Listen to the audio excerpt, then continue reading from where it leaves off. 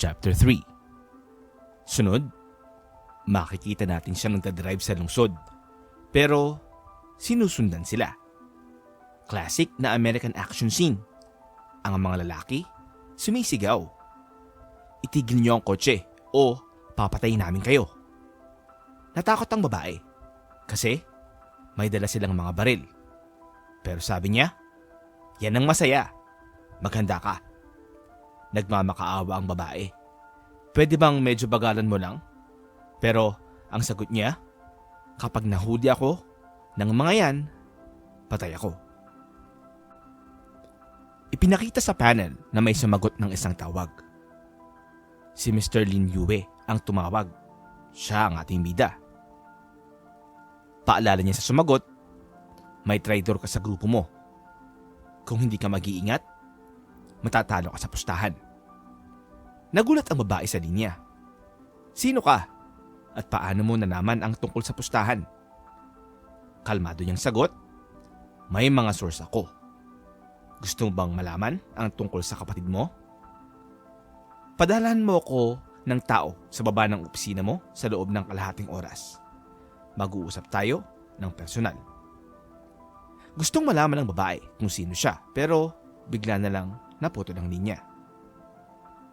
Surrounded tayo, sigaw ng babaeng kasama niya, habang siya ay kalmado lang. Imposible, tignan mo to. Biglang isang matinding drift ang ginawa niya. Kahit ang mga humahabol sa kanila ay napahanga. Ano ba yan? Pro racer ba to?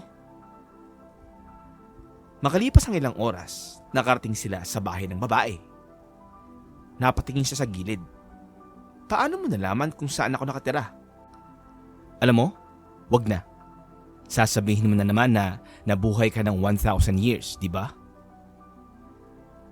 Bumaba na siya ng kotse at napangiti. Ang galing mo mag-drive. Saan mo natutunan yan? Sabi ng babae. Sagot naman ng lalaki, sa buhay ko natutunan yan. Pero ilang beses na rin akong namatay para maging ganito kahusay. Huwag mong subukan. Isa lang ang buhay mo.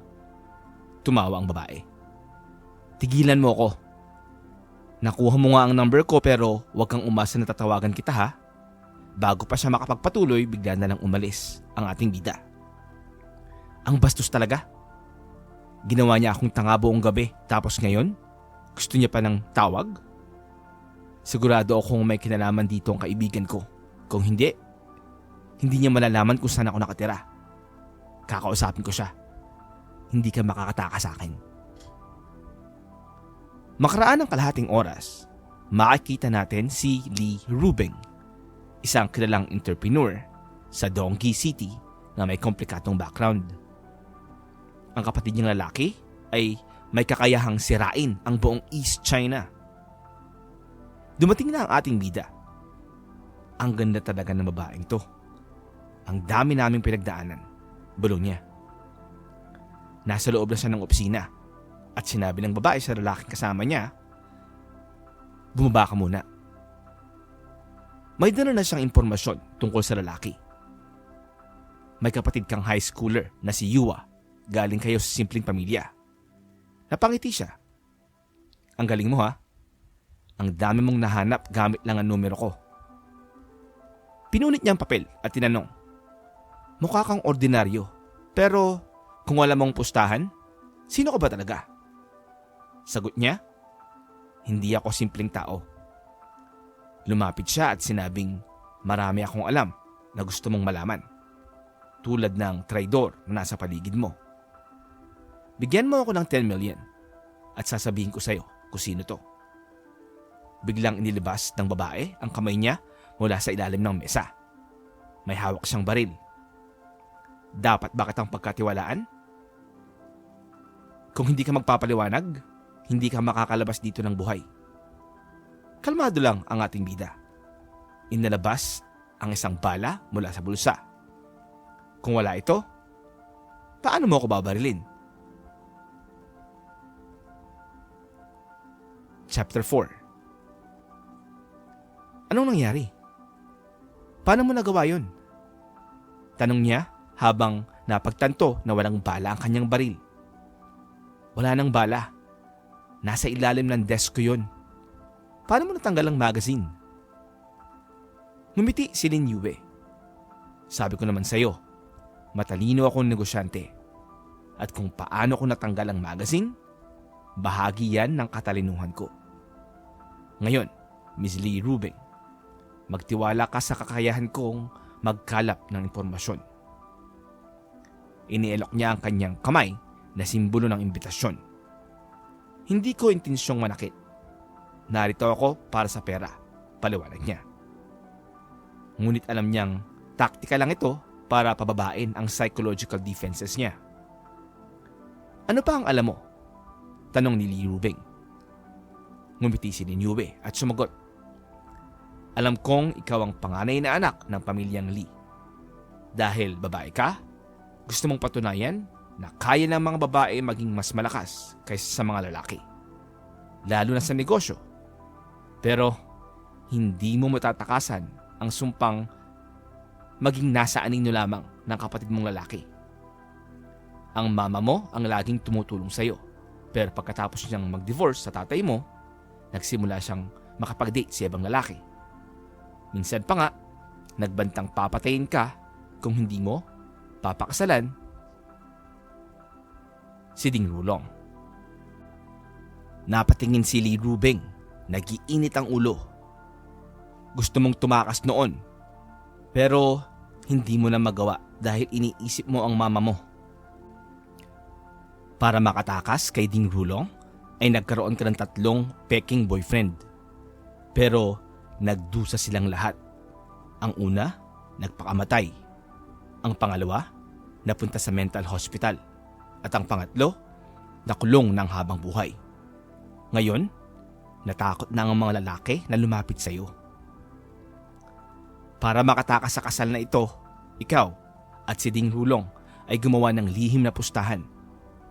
Sinimulan ninyong dalawa ang bagong negosyo at kung sino ang mas magiging matagumpay sa loob ng 5 taon, siya ang mananalo. Pero ang hindi mo alam, naglagay si Ding Rulong ng spy sa company mo. Sa mismong araw ng business launch mo, sisirain niya lahat ng pinaghirapan mo. Tumahimik siya. Kailangan ko pa bang magpatuloy? Tanong ni Lin Yue. Hindi na siya sumagot at nagsimulang magsulat ng tseke.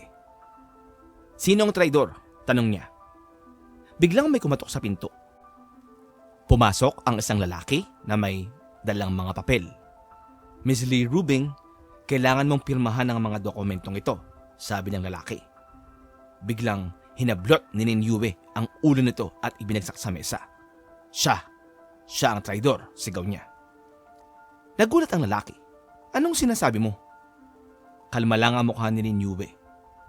Yung 5 million sa Swiss bank accounts mo, para saan yun? Tanong niya. Nagsimulang mag-stutter ang lalaki. 5 million? Anong sinasabi mo? Wala akong alam dyan. Kinuha ni Lin Yue ang cellphone ng lalaki at tinawagan si Ding Rulong. Sumagot naman ito. Yo, nakuha mo ba ang impormasyon na hinihingi ko? Ibinato ni Lin Yue ang lalaki sa sahig.